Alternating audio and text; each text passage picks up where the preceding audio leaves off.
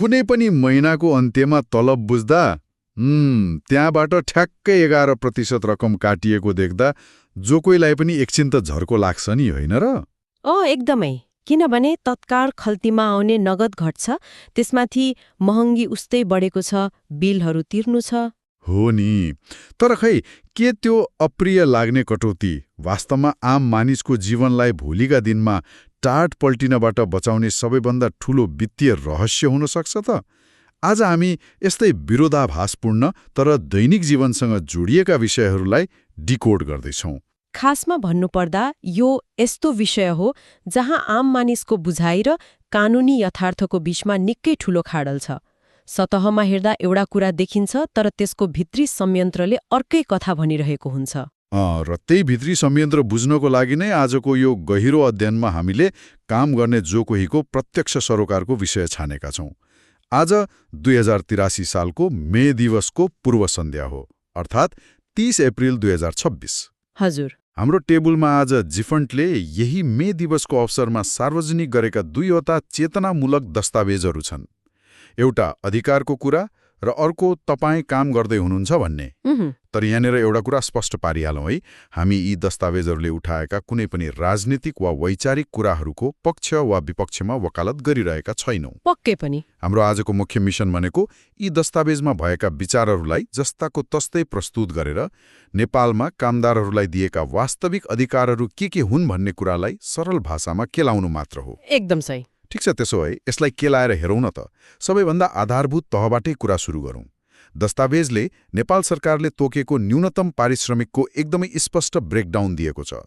महिनाको 19,550, दिनको 752 र घण्टाको 94 रुपैयाँ।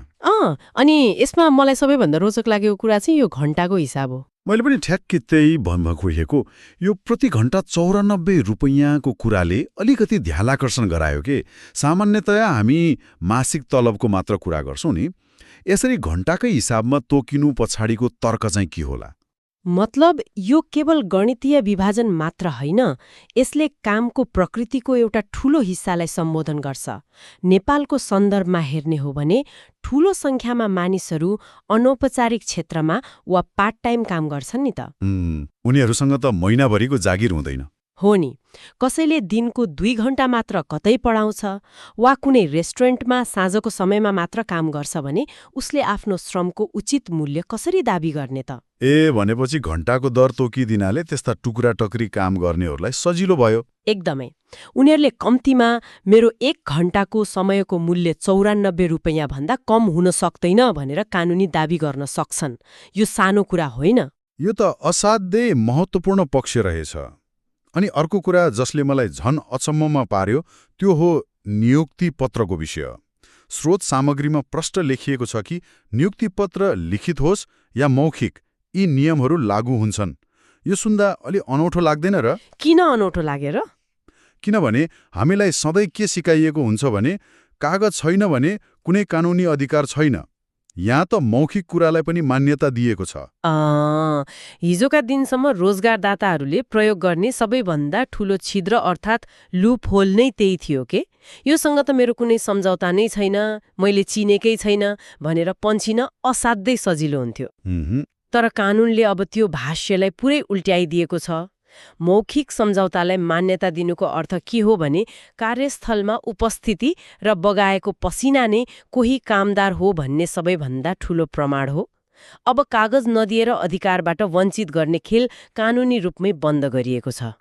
वाउ, म यसलाई एउटा सब्सक्रिप्सन मोडलको रूपमा हेरिरहेको छु कि। Subscription model? त्यो कसरी?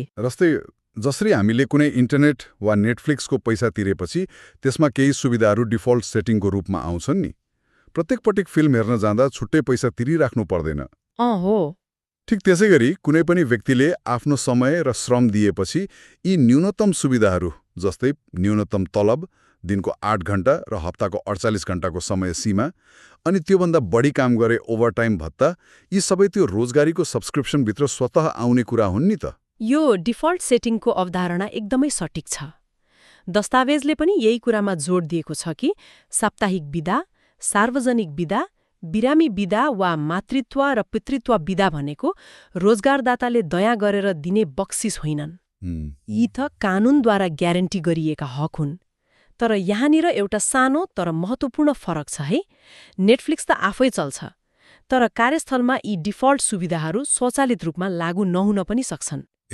भनेपछि कामदार आफैले क्लेम गर्नु पर्यो? हो नि, कामदार आफैले आफ्नो खातामा के सुविधाहरू छन् भनेर थाहा पाउनु र दावी गर्नु अनिवार्य हुन्छ।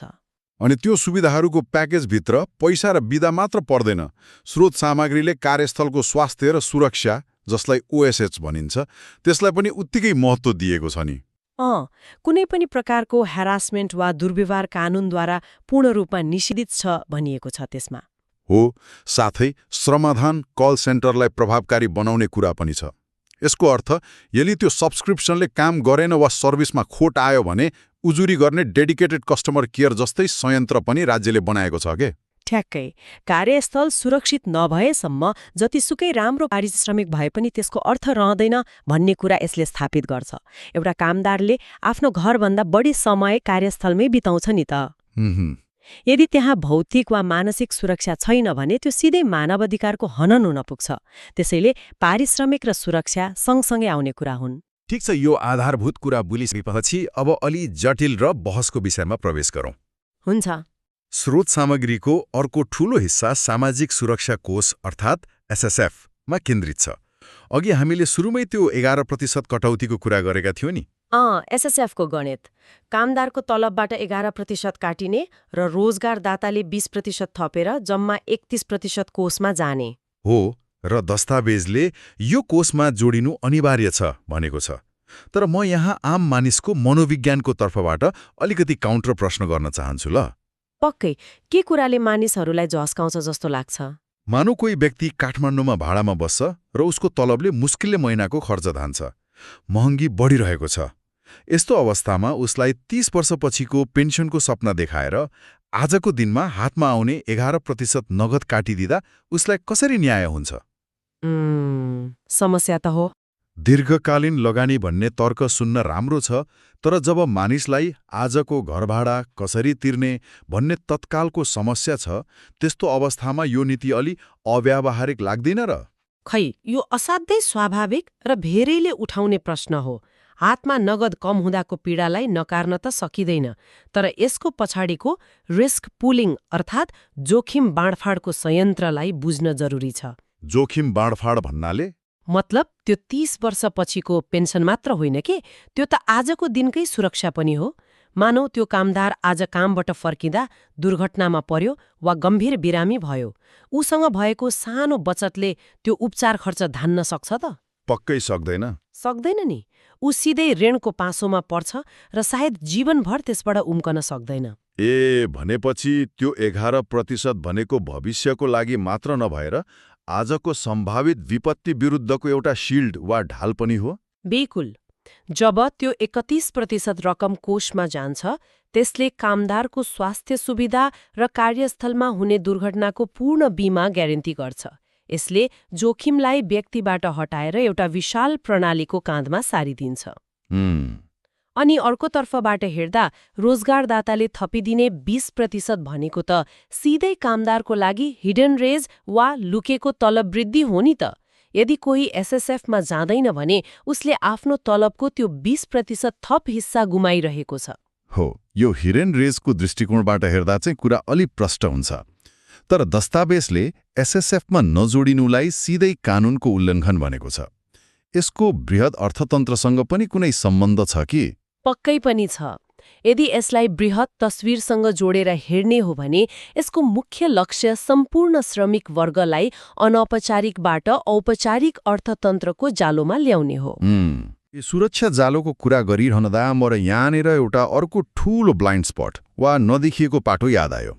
हामीले रोजगारदाता र कामदारको परम्परागत परिभाषामा रहेर यो 31% को गणित मिलायौं नि। तर यदि रोजगारदाता कुनै मानिस वा कम्पनी नभएर मोबाइलको एउटा एप मात्र भयो भने नि? यो त आजको श्रम बजारको सबैभन्दा चुनौतीपूर्ण प्रश्न हो र दस्तावेजले यसलाई निकै गम्भीरताका साथ उठाएको छ। हो, यहाँनिर कुरा साँच्चै रोचक बन्छ के। स्रोत सामग्रीमा रोजगारीको बदलिन्दो स्वरूपबारे उल्लेख गर्दै राइडरहरू, आइटी क्षेत्रमा काम गर्नेहरू र अनलाइन कल सेन्टरका कामदारहरू अर्थात् गिग श्रमिकको लागि छुट्टै कानुनको माग गरिएको छ। गिग वर्करहरूको छुट्टै समस्या छ। अघि हामीले जुन सब्सक्रिप्सन मोडलको कुरा गरेका थियौँ नि, यो है। गिग वर्करहरूलाई हेर्दा मलाई उनीहरू प्रिमियम युजर जस्ता लाग्छन् के। प्रिमियम युजर कसरी? उनीहरू सिस्टमभित्र त छन्, दिनभरि एपको लागि काम पनि गर्छन्, तर न्यूनतम तलब, ओभरटाइम वा एसएसएफ जस्ता प्रिमियम सुविधाहरू उनीहरूको लागि लक गरिएको छ। किनभने प्लेटफर्मले उनीहरूलाई कामदार नमानेर स्वतन्त्र ठेकेदार भनिदिन्छ नि त। एकदमै सान्दर्भिक तुलना। यो गिग अर्थतन्त्रले त रोजगारीको परिभाषा नै भत्काइदिएको छ के। एउटा राइडरको अवस्था कल्पना गरौँ न। कुन बाटो जाने, कति पैसा लिने र काम अस्वीकार गर्दा कति पेनाल्टी लगाउने सबै निर्णय एउटा अल्गोरिदमले गर्छ। उनीहरूलाई एपले पूर्ण रूपमा नियन्त्रण गरिरहेको हुन्छ, तर कानुनी दायित्व लिने बेलामा कम्पनीले हामी त केवल प्रविधि प्रदायक हौं, रोजगारदाता होइनौं भनेर हात उठाउँछ। भनेपछि उनीहरू कानुनी रूपमा अदृश्य कामदार भए। कामदारको सबै कर्तव्य पूरा गर्नुपर्ने, तर अधिकार एउटै नपाउने। त्यही विरोधाभासलाई चिर्नको लागि त दस्तावेजले गिग वर्करहरूलाई श्रम कानूनको दायरामा ल्याउन छुट्टै कानूनी व्यवस्थाको माग गरेको हो। युनियनले अहिले गर्न खोजेको कुरा भनेको त्यो टर्म्स अफ सर्भिसलाई परिवर्तन गरेर सबैलाई सुरक्षाको जालोभित्र ल्याउनु हो। नत्र प्रविधिको विकाससँगै शोषणको नयाँ र अदृश्य स्वरूप झन् मौलाउँदै जान्छ। हो नि। अनि प्रविधिको कुरा आउँदा दस्तावेजले देशभित्रको गिग अर्थतन्त्र मात्र नभई विदेश जाने नेपालीहरूको सन्दर्भमा पनि प्रविधिको प्रयोगलाई जोड दिएको छ। वैदेशिक रोजगारीको हकमा श्रम स्वीकृतिको टोकन प्रणाली खारेज गरी एकै दिनमा स्वीकृति दिने कुरा उल्लेख छ। साथै पूर्व प्रस्थान अभिमुखीकरण तालिम, जसलाई पिरियोटी भनिन्छ, त्यसलाई पूर्ण रूपमा अनलाइन वा डिजिटल बनाउने माग पनि छ। यसको पछाडिको मेकानिजम के होला? यसले वैदेशिक रोजगारीमा जाने प्रक्रियामा हुने सिस्टमिक फ्रिक्सन वा संस्थागत झन्झटलाई घटाउने लक्ष्य राखेको छ। परम्परागत रूपमा हेर्ने हो भने एउटा कामदारले श्रम स्वीकृति लिन वा तालिम गर्न हप्तौंसम्म लाइनमा बस्नुपर्ने, बिचौलियालाई पैसा बुझाउनुपर्ने बाध्यता थियो नि त। काठमाडौँमा महँगो होटलमा बस्नुपर्ने झन्झट छुट्टै हो। प्रक्रियालाई डिजिटल बनाउँदा पारदर्शिता बढ्छ, लागत घट्छ र मुख्य कुरा बिचौलियाहरूको जालो तोडिन्छ। अनि फर्किएका आप्रवासीहरूका लागि विशेष जब प्याकेजको माग पनि रोचक छ। थप 5 देशसँग श्रम सम्झौता गर्ने कुरा एकातिर छ भने फर्किएकाहरूलाई स्वदेशमै रोक्ने प्रयास अर्कोतिर। विदेश जाने प्रक्रियालाई सुरक्षित बनाउनु अल्पकालीन रणनीति हो के, तर फर्केकाहरूको सिपलाई ब्रेन ड्रेन हुनबाट रोकेर स्वदेशी अर्थतन्त्रमा जोड्नु चाहिँ दीर्घकालीन रणनीति हो। विदेशमा सिकेको सिप र प्रविधिलाई नेपालको उद्योगमा कसरी प्लग इन गर्ने भन्ने कुरालाई यसले सम्बोधन गर्न खोजेको छ। साथै दस्तावेजमा युवा रोजगारी सुनिश्चितता, शिक्षक पारिश्रमिक नियमावली जस्ता कुराहरू पनि समेटिएका छन्। यी सबै कुराहरू, चाहे त्यो गिग वर्करको कुरा होस्, डिजिटल बिडियोटीको कुरा होस् वा सिप विकास कोषको कुरा होस्, यसले मलाई ट्रेड युनियनको समर वा भाष्य वा न्यारेटिभ नै परिवर्तन भइरहेको महसुस गरायो के। कसरी? दस्तावेजको अन्तिमतिर उद्योगी र श्रमिकको सम्बन्धबारे एउटा अचम्म लाग्दो दृष्टिकोण राखिएको छ। त्यहाँ भनिएको छ, उद्योग चलोस्, रोजगारी बढोस्, श्रमिक सुरक्षित हुन्, नाफा न्यायपूर्ण बाँडियोस्। स्पर्श होइन, सह-अस्तित्व। यो त अचम्मकै कुरा भएन र? यो त परम्परागत मजदुर आन्दोलनको इतिहासमै एउटा ठूलो प्याराडाइम शिफ्ट हो नि। यसले एउटा महत्त्वपूर्ण प्रश्न खडा गर्छ। ऐतिहासिक रूपमा हेर्ने हो भने युनियनहरू सडकमा टायर बाल्ने, हडताल गर्ने र उद्योगपतिहरूलाई वर्ग शत्रुको रूपमा हेर्ने गर्थे। पुँजीवाद र श्रम अधिकार बीच सधैँ द्वन्द्व हुन्थ्यो। हो, तर यो नयाँ दस्तावेजले उत्पादकत्व सहमतिमा हस्ताक्षर गर्ने आह्वान गरेको छ। उत्पादकत्व सहमति यसले कसरी काम गर्छ? यसको सामान्य अर्थ के हो भने युनियनले यो कुरा बुझेको छ कि यदि उद्योग नै बाँचेन वा नाफामा गएन भने रोजगारी बाँड्न सकिँदैन, गरिबी बाँडेर समृद्धि आउँदैन। त्यसैले कामदारहरूले उद्योगको उत्पादकत्व बढाउन पूर्ण सहयोग गर्ने, तर त्यसरी बढेको नाफाको हिस्सा केही सीमित व्यक्तिहरूको खल्तीमा मात्र नभएर कामदारको ज्याला र सुरक्षामा न्यायपूर्ण रूपमा वितरण हुनुपर्छ। यो एउटा विन विन अवस्थाको खोजी हो। यो साँच्चै नै परिपक्व सोच हो। युनियनहरू अब एङ्ग्री एक्टिभिस्ट वा क्रुद्ध आन्दोलनकारीबाट एउटा प्रोफेसनल पार्टनरमा परिणत भएको देखिन्छ नि। एकदमै। स्रोत सामग्रीमा युवाहरूलाई लक्षित गरेर प्रष्ट सन्देश पनि छ। ट्रेड युनियन भनेको अब हडताल गर्ने संस्था होइन, यो करियर ग्रोथ, कानुनी संरक्षण र सिप विकासको विद्यालय हो भनिएको छ। आजको युवा पुस्ताको मनोविज्ञानलाई यसले ठ्याक्कै छोएको छ नि। नयाँ पुस्तालाई राजनीतिक नारा भन्दा आफ्नो करियरको प्रगति र सुरक्षित कार्यस्थलको बढी चिन्ता छ। उनीहरू प्रविधिसँग हुर्किएका छन्। हो नि। त्यसैले दस्तावेजको त्यो नारा, कामको अधिकार, श्रमको सम्मान, सिपको अभिवृद्धि, प्रविधिसँग प्रगति, श्रमिकसँग समृद्धि, यसले हिजोको बन्द हडतालको युग सकिएर अब दक्षता र प्रविधिको युग सुरु भएको घोषणा गर्छ। त्यसो भए यो सबै कुरालाई एकै ठाउँमा राखेर हेर्दा यसको समग्र अर्थ के हो त? हजुर, आजको यो अध्ययनबाट के प्रष्ट हुन्छ भने अधिकार भनेको कागजमा लेखेर वा कानुनको मोटो किताबमा राखेर मात्र हुँदैन। यसको मेकानिजम बुझ्न र दाबी गर्न आवश्यक छ। एकदम सही कुरा। हामीले सुरुमा कुरा गरेको त्यो सामान्य सिक्का हाल्यो सामान निस्क्यो भन्ने भेन्डिङ मेसिनको सोचाइबाट माथि उठेर रोजगारीलाई एउटा वृहत इकोसिस्टमको रूपमा बुझ्नुपर्छ। न्यूनतम पारिश्रमिकको 94 रुपियाँ प्रति घण्टाको हिसाबदेखि लिएर सामाजिक सुरक्षा कोषको जोखिम बाँडफाँडसम्म र वैदेशिक रोजगारीको डिजिटल टोकनदेखि गिग अर्थतन्त्रका अल्गोरिदमले चलाउने कामदारहरूसम्म आइपुग्दा कामको प्रकृति पुरै फेरिएको छ र सोही अनुसार कानून र श्रमिक आन्दोलन पनि अपडेट हुनु परेको छ। नितान्त सत्य कुरा। नीति र कानूनहरू समय सापेक्ष रूपमा अद्यावधिक भएका छन्, तर जबसम्म कामदार आफूले दावी गर्न जान्दैनन् र रोजगारदाताले आफ्नो दायित्वलाई बोझ नमानेर लगानीको रूपमा हेर्दैनन्, तबसम्म यी कुराहरू दस्तावेजमै सीमित रहन सक्छन्।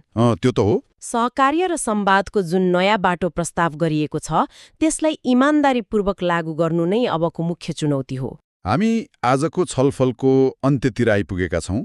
हामीले आज न्यूनतम पारिश्रमिक, जोखिम बाँडफाँड, उत्पादकत्व, सहमति र गिग कामदारहरूको चुनौतीको बारेमा विस्तृत चर्चा गर्यौं।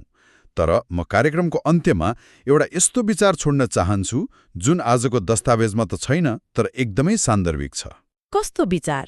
हामीले अहिले मानिसले गर्ने कामको अधिकार र सुरक्षाको कुरा गरिरहेका छौँ, होइन र? तर आर्टिफिशियल इन्टेलिजेन्स अर्थात् एआई र अटोमेसन यति तीव्र गतिमा अगाडि बढिरहेको छ कि भोलि मानिसले गर्ने धेरैजसो काम नै मेसिन वा सफ्टवेयरले गर्न थाल्यो भने के हुन्छ? यो त एकदमै गम्भीर प्रश्न हो। आगामी 10 वर्षमा हामीले चिनेको श्रमिक भन्ने शब्दकै परिभाषा के होला? के भोलिका दिनमा मानिसको सट्टा 24 घण्टा काम गर्ने एल्गोरिदमले पनि ओभरटाइमको माग गर्ला? वा त्यो मेसिनले सृजना गरेको अथाह नाफामा मानिसको सामाजिक सुरक्षा कसरी तय होला? खै सोच्नै पर्ने कुरा हो यो। सायद आज हामीले नियमन गर्न खोजिरहेको गिग अर्थतन्त्रको अल्गोरिदम नै भोलि पूर्ण रूपमा हाम्रो रोजगारदाता वा सहकर्मी बन्नेछ। यो यस्तो प्रश्न हो जसले भोलिको श्रम बजारबारे हामी सबैलाई गहिरिएर सोच्न बाध्य बनाउँछ। आजको लागि भने यो गहिरो अध्ययन यहीँ टुङ्ग्याउँछौँ। सुन्नुभएकोमा धन्यवाद।